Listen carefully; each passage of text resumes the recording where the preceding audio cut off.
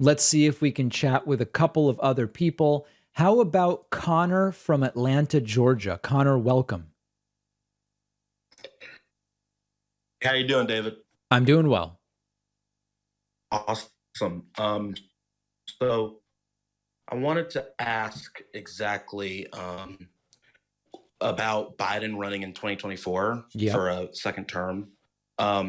If people who, because I'm more of a centrist, I don't really, I'm a little conflicted about the 2024 election right now because I guess the running up for the Republicans are as Ron DeSantis. I don't think Trump stands a chance running again.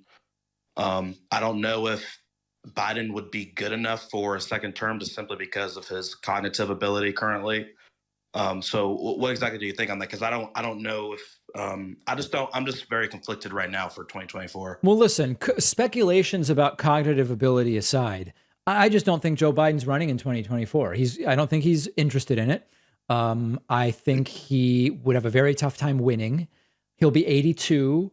I just don't think he's going to run. And I know people say, but David, he keeps saying his intention is to run. Yeah, I know his intention is to run, and I don't think he's going to do it. So I don't think you're going to end up in a situation, quite frankly, where you'll have to figure out how you feel about Joe Biden's cognition. I think he's just not going to be a candidate. Well, who do you think should be the running up then?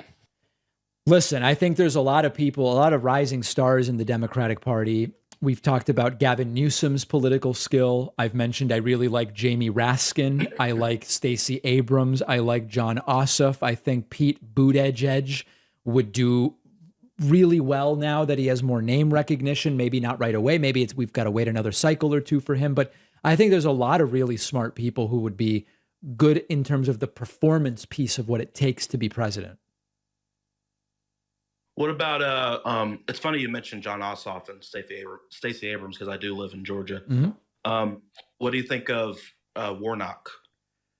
Yeah, I mean, I think that his demeanor, I love him personally. I think that something about his demeanor maybe seems like a less obvious win compared to some of the other people I mentioned, but he's very skilled. I just don't think he's yet as skilled politically as some of the other folks I mentioned.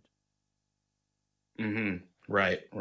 Do you think we should get a Democratic president in there who's religious? Because Raphael Warnock comes from a religious background.